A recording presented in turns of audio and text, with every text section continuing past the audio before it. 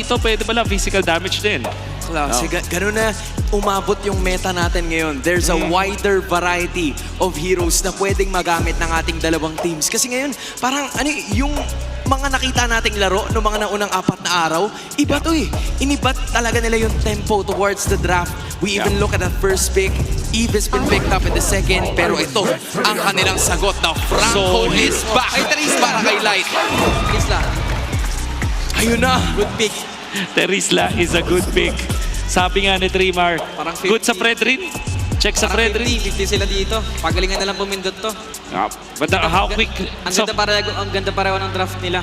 Lalo na ang bilis pinili ng TL eh. Parang napaganda natin nila itong Terisla. Oh, Hans, maganda ang laban natin. Nagustuhan ni Trimar rin para sa draft. Ako personally, mas trip ko yung sa Aurora. Kung isipin kasi, ito yung lineup ng TL eh. Nag-iba lang yung roam. Farsa, Fredrin, Lapu-Lapu, tapos Granger. Laging iniiba lang yung roam. So, tingin ko, this works na. Ang daming beses na pagana to eh. So, I think I'm gonna favor Aurora in this one. Ikaw ba? Gonna go with Liquid. Okay. So, 50-50. patas ang hakbang ng lahat. Pero dito sa Cuneta, may sari-sarili silang boto. Ang unang hakbang para maging immortal. Casters, it is time to take the stage. Magsisimula na ang pinakaunang laro ng ating Best of 7 Grand Finals between Team Liquid Philippines and Aurora Gaming. Payasan na mga babayasan, pusuan na mga pinupusuan dahil makikita na natin ang lakas ng Pinas. Mahaba-haba itong araw na to para sa mga MLBB at MPF fans, mga super fans natin na nagsisigawan na ngayon. Dito magkakasukatan kung sino ba ang mas may matibay na puso. Simula pa lang nagkalabasan na kagad ng alas. Dalawang utility jungler sa magkaabilang kupunan. Carl and Demon kahit walang assassin. Gusto nila muna makuha yung momentum sa early game. At nakakatuwa nga rin makita no na si Light ay kumuha na rin agad ng isa sa kanyang mga all-time signature pick na Franco dito. In game 1 pa lamang talagang ayaw nilang ibigay yung momentum na napaka-importante in this best of 7. Nakuha yung Nagaw? Naagaw yung Little Wanderer, isang hook mula kay Light. And ito yung nakikita natin lagi sa laro ng Aurora. Napaka-laki ng importansya ng control sa river. Kasi dito mo rin masisimulan talaga yung pag-rotate ng mga jungler. And for TLPH, ganun din naman yung itsura. Kaya naman both sides, makikita natin papunta sila sa XP. River control is everything for these two teams. Napaka-traditional nga kung titignan yung mga compositions na napapanood natin dito yung game number 1. May tank jungle ka sa dalawang junglers at meron kang mga marksman sa gold lane. Parang wala masyadong nagbago kung ikukumpara sa mga unang araw ng ating playoffs. Silip muna tayo sa ating Infinix in-game equipment.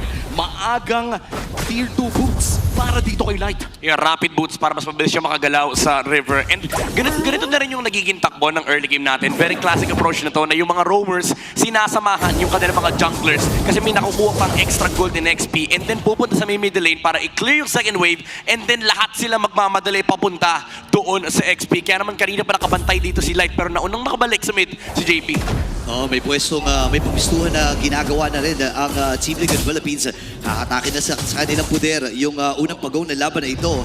Inaantay na rin si Carlito. Nakapwesto sila dun sa long push. Gugulong na si Carl, ha? Level 4 na si Sanford. Lalapit si Carl Casey. Mahanap si Demon Kite RWM Edward. Okay, Predator siya naman isasagot ni Yuma sa may panalikod. Mapapatay pa si Sanji. Flicker 10. Napakalan na kagad ito si Demon Kite. Save by Edward. Si Sanji naman nalilikan. Nakabawi din naman si Yue. Pero dalawa tumumba sa kanilang panig. Cyclone Eye. Susubok makaligtas. Light! Ganda yung hook! Tumama pa sa tamatawat si Carlito yon. Pinapag-insaman po, sumama na rin si Oheb. Nakabawi din sila. Madugong early game ang ating nararanasan. 2 minuto pa lang, may 5 kills na. At mukhang madadagang ang balang isa. Pero hindi na matutuloy pa. Turtle na muna ang usapan. Grabe yung palitan dito. Pero si DK ang nagwagi.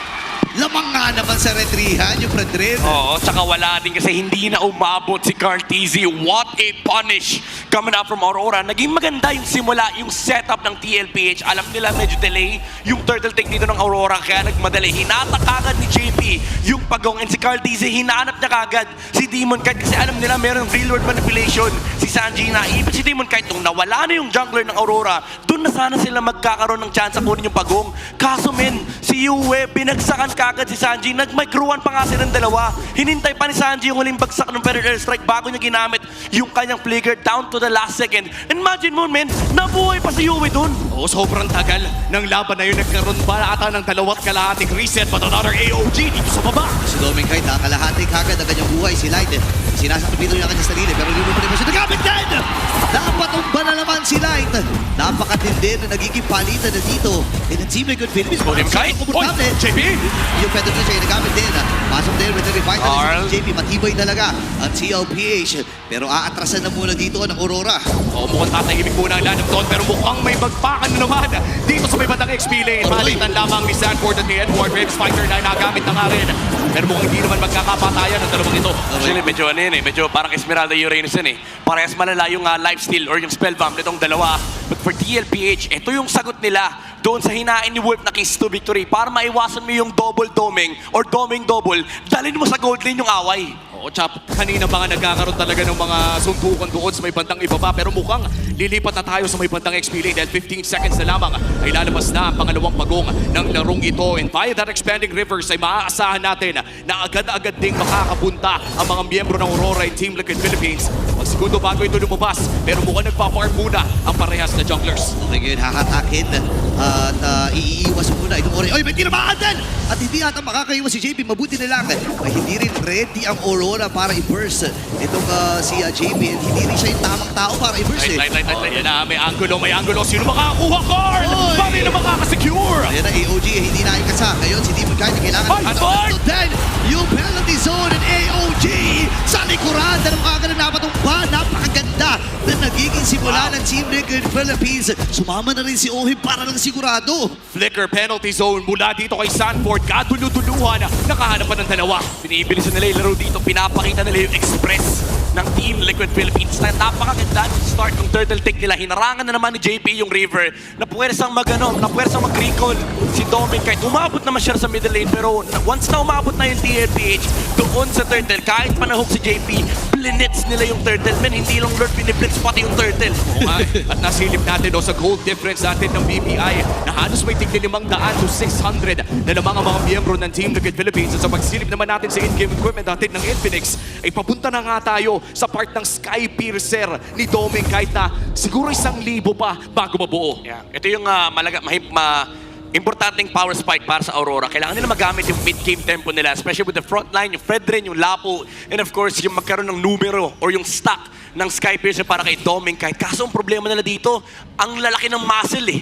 Nung heroes ng TLPH, tsaka lahat sila nakikinabang doon sa Revitalize kasi yung mga spellbomb na nakukuha nila, especially on Sanford, ay malaking bagay sa pag-sustain ng damage ni Doming Kite. Grabe yung pag-check push na yung ginagawa ni Doming dito. Alam niya na may nagbabadyang daan ang Team Liquid Philippines patungong gold lane. Nariyan na rin naman si Light para protektahan ang kanilang gold laner. Take rotation mula sa parehas na kupunan. Okay, nakasilip lamang ang Team Liquid Philippines. Hinahatay nila pagkakataon. Nakita ni Sanji na may 2 tao na nagtatago doon sa may push. Pero 15 segundo para doon sa ikahuling ang pagong na laban. Ako, nahuli si Sanford! Sa may bandang itaas, Feather Earthstrike and the Bravest Fighter na gamit. May idea na dito Team Liquid Philippines. Carl TZ to the rescue din naman. Gayon din itong si Sanji na nakaantabay sa mga miyembro ng CL. O maglalaban na nasa pwesto ang dalawang kupunan. Si Timon kahit ang hahawak para sa side ng Aurora Gaming. Pero mukhang ibibigay muna nila sa Team Liquid Philippines. Soft reset para dito sa Turtle. At mukhang magkakatingin muna parehas na kupunan around this Turtle area. Sinasayaw na agad nila to. Oo nga inilalayo din ni Demon Kite. Pinipilit hawakan ni Carl TZ ngayon. Papasok din si Edward. And the Bravest Fighter nagamit. Pero si Gabriel pa rin na nagwagi. Habang si JP. Kung siya sa kupito niya ata may sarili. Ngayon naman ay nakakuha na ang kill dito ang Team Liquid Philippines. Kailangan naman ito si Sanford. Pababa kanya buhay. Pero nakakuha pa sila ng isang kill. Nakadalawa na naman ng TL kasama ang pagong. Napakalinis nun pare. Pag magtatanong ka for Aurora, bakit hindi natin nakuha yung pagong?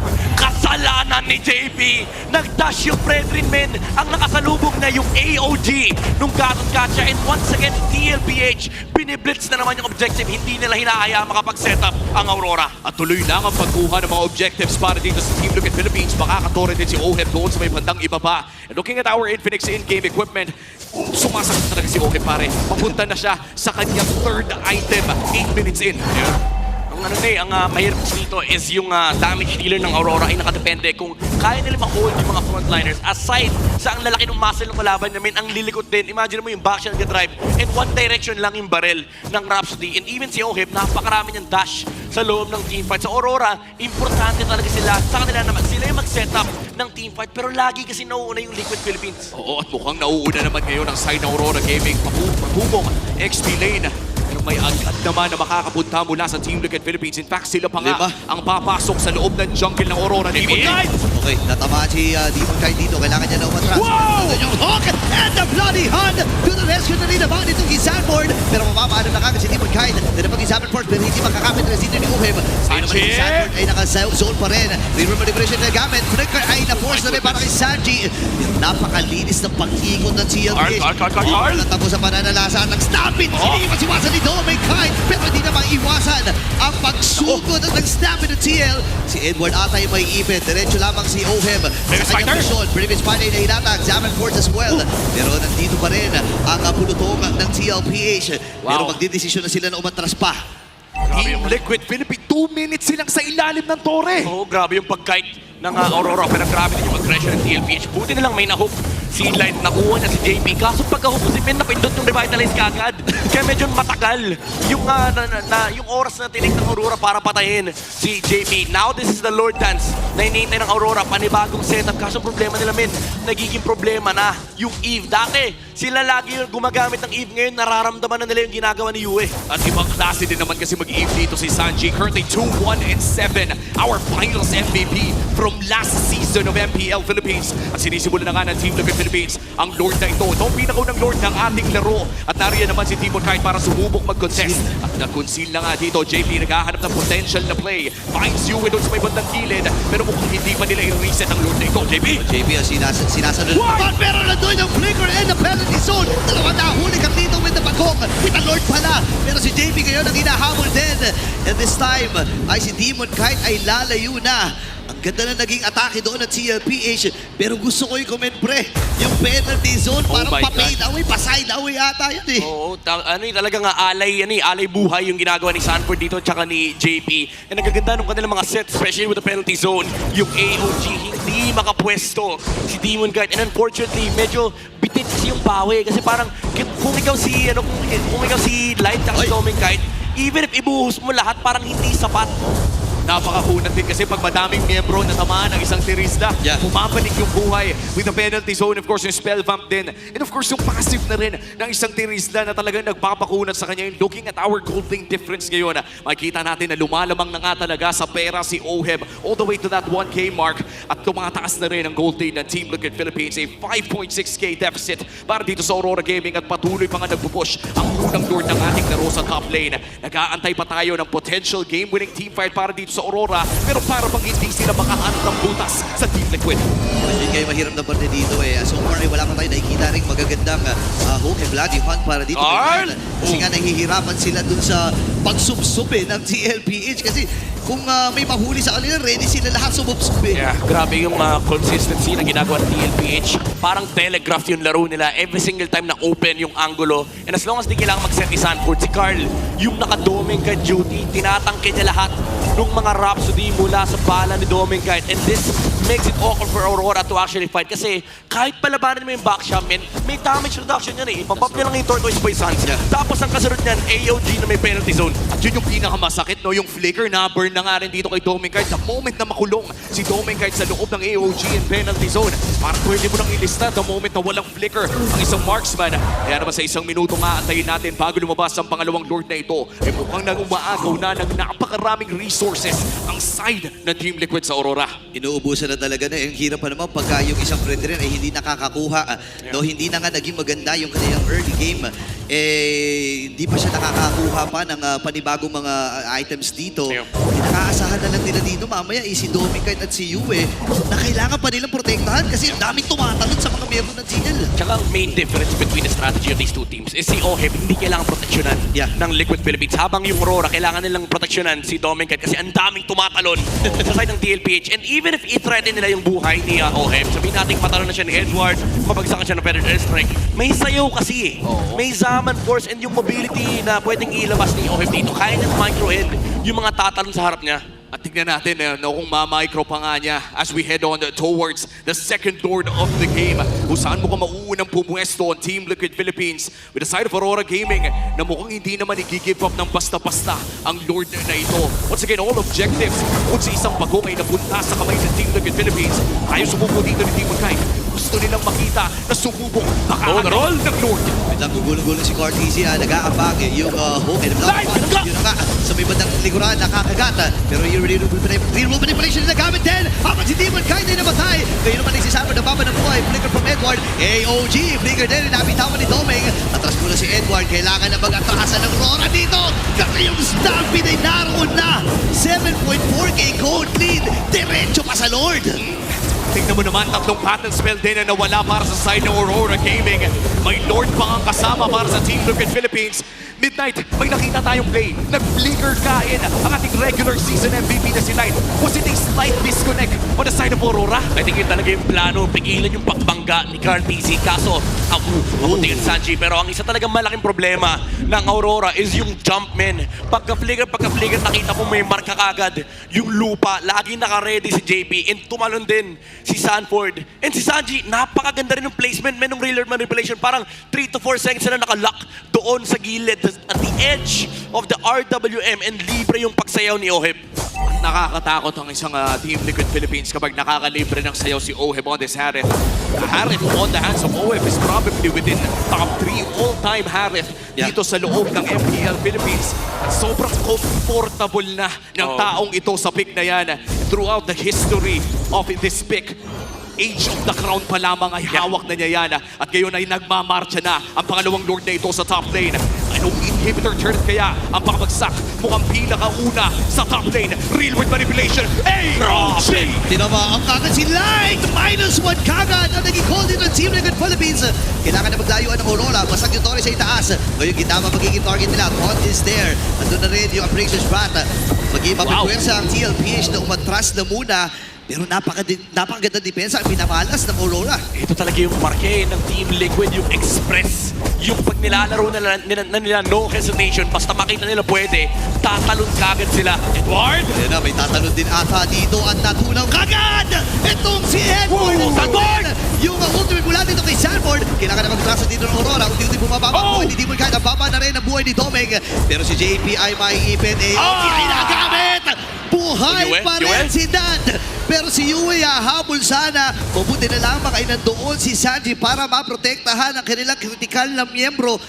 Grabe yung pinapamalas sa Stampede ng Liquid. Still a spectacular defense para dito sa side ng Aurora Gaming. Piruin mo, close to 9,000 ang gold lead na hawak ng Team Liquid Philippines. Pero isang inhibitor turret lang ang nakuha nila. Ang ganda ng timing ng energy eruption mula kay Demon Kite. Pagpasok ni Sanford, hindi na siya nakagalaw and naka-layer pa yung stun na nanggaling kay Yue. Kaya naman di ganun kaganda yung pag-punish dito ng TLPH and depensahan pa yung middle lane tower. Pero kita natin yung essence, man, yung team fight ng TLPH. It's so overwhelming for Aurora, lalo for Doming Kite kasi ang dami nangyayari sa clash. Oh, ang hirap din if you're Doming kahit isang flicker lang pangakawakan mo. Pero 5v1? No! 2v1! Nandito na yung cavalry! Tinamaan yung AOG pero si Demon Kite ata ang tatamaan ang lintik dito at na-hook pa nga. Demi buhay pa rin. 1-for-1 magiging palitan. Buhay pa rin naman ang mga damage dealers dito ng TLPH. Yung Lord ay mabubuhay na in 15 seconds. At si Demon Kite parang kung i-rush to ng TL, pwedeng hindi siya umabot Oo, most likely nga hindi naaabot dahil kailangan din alagaan yung wave doon sa may bandang top side. Pero maraming pwedeng mangyari sa sunod na 15 seconds ng ating laro.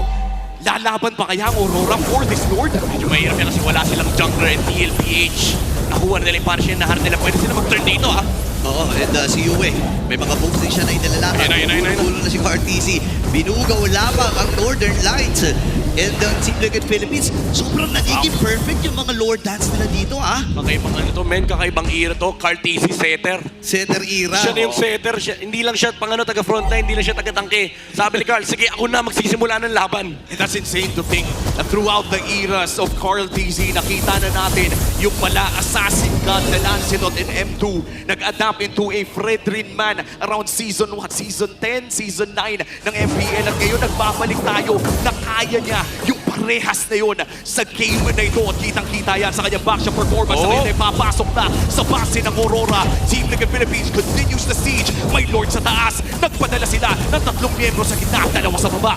Mukhang makakadepensa pa naman dito ang Aurora Gaming. Pero si Oheb at ang buong kumana ng TLPH ready din mag-dive. AOG, alisan muna mga miyembro ng Aurora. Ngayon naman, ang Lord ay nasa may bandang itaas pa rin naman. Mabilis lang nilang matutunaw ito. Meron pang next wave. Wow. Pwede ba mag-ground pound? Oh, wow! Manipulation, may hook din. May sasagutin si Light. At si JP nakakuha na ng Torre. Edward! Nakuha ni Sanjit, mamamatay siya. Nakabawi na si Yue. At si Edward ay tutumba. Oh my Wow. goodness, 1-for-1 lang ang naging palitan. Pero may Torre naman nakasama ang TL. But imagine that, sobrang laki ng gold lane ng Team Liquid Philippines. A 17-minute Lord, pero nakaka-trade pa rin ang Aurora. Nagiging malaking problema na yung Feather Strike ni Yue. Pinabagsakan si Sanji. Actually, yung RWM napakaganda pero hindi rin nagtagal mula doon sa Eve kasi Yue, nahanap niya yung kill kay Sanji. And after that, doon natin nararamdaman yung kunot ng Feather and yung kanyang mobility and control sa may frontlines. Nabibigyan talaga ng spasyo si Doming Kite na bumarel-barel. And for TLPH, honestly, si Edward, even though kaya nilang patayin, parang nauubos na yung resources. And in terms of prolonged team fight, kapag na-survive ng Aurora, yung RWM and real-world manipulation, lamang sila sa batuan na skill. Oo. And siguro no, yung pinaka-cherry on top na dito for the side of Aurora kung mapitas sila si Oheb. But so far, napakaganda ng laro ng Filipino Snipers sa ngayon. A perfect game para dito kay Oheb. Sa huling beses na na-check ko yun, 9-0-5 on this Harith. At nakapag-purify pa nga. So kung sakali no, napakahirap talagang huliin if you're Aurora Gaming. Pero yun naman kasi talaga ang challenge. Si Oheb ang kailangan hanapin ng Aurora Gaming. Yeah. Actually, dalawa eh. Si Oheb at si Sanji eh. Yeah. Kasi ito talaga yung masasakit na damage dealers on the side of TLPH. Pero kalmado lang ang Aurora. Ginawa na nila ito noong isang araw. Out of the series ng TLPH, 13K yung gold lead na binaliktad nila. And this time around, unti-unti nararamdaman natin para napipigilan kahit paano ng Aurora yung onslaught ng TLPH. Imagine, game 1 pa lamang tayo ay umabot na ng 20 minutos. Grabe. Itong grand finals natin. Ladies and gentlemen, itong dalawang teams natin, ang representatives for M7 at gutom pa rin ang dalawang kupunan na to na makuha ang MPLPH Championship. This is going to be the first Evolve Lord of our game. At alam naman na natin, notorious ang Evolve Lord sa pagtapos sa mga laro. Yep, ito na yung Filipino Lord Dance. Actually, map dance na nga yung ginagawa ng dalawang teams natin. Ang dami ng variable dito, yung slow push or yung slow lane sa kabilang side ng Lord, yung control sa river, sa mid-river and pati na rin yung bush. And of course, yung jungler appearance sa mga Lord. Hanggat wala nagpapakita ng jungler dyan, pareha sila, walang pake sa Lord. Alam din nila na lugi sila kapag hindi nila pinansin yung bottom. Ngayon ay magre-react na doon itong si Edward. Lord ay available na. Sisi mo na ito. Si Demon Kite ay sumisilip din. JP ay nag-aabot na magkakataon. Nakita na ni Demon Kite ito. Si Salvo ay tuloy-tuloy din. Gugulo-gulo si Carl. Sino kanya magiging target? Nandun yung hook. Pero ayaw niyang kagatin. Sino ang kanyang kagatin? Si Shaji ay free hit din sa may madalikod. Si Ohib ay babalik din sa Lord. Ngayon ay babalik din ata ang TLPA. Si Demon Kite ay may event din na mag-isa. Ayun lang! Kasabay pa nga ng manipulation. Better relation pa mula kay UA. Sinirmahan yung dalawa. At kinabahan din si Demon Kite pala ang jungler dito ng Aurora. Pero naman si Salvo nagbaba ng boy. Meron na siya importante dito. Si Light ay matutunaw din sa kamay ni Oheb. Papasukin na rin si Tommy Kite. Nakapag-winter count na rin. Pwede nang importante dito si Chanji at mabubuhay pa ang TLP. Oh my goodness! Kailangan na magnatrasa ng Aurora. Dalawa na lang ang natitira sa kanila. At may wave pa sila sa gitna. Inaabangan na lamang nila. Yue goes down! Nakapatay na naman ang TLPH. At sa kanila na ang Game 1. Game 1 secured para sa Cavalry at sila ang magsiset ng tempo sa ating Grand Finals. The start of the stampede from TLPH. Napakaganda ng disiplina, napakaganda ng objektiba. And Team Liquid Philippines, kakaiba ang nilang pinakita. Ibang klase talaga yung nakita natin. Nakakapanindig balahibo to. And game 1 pa lamang ito.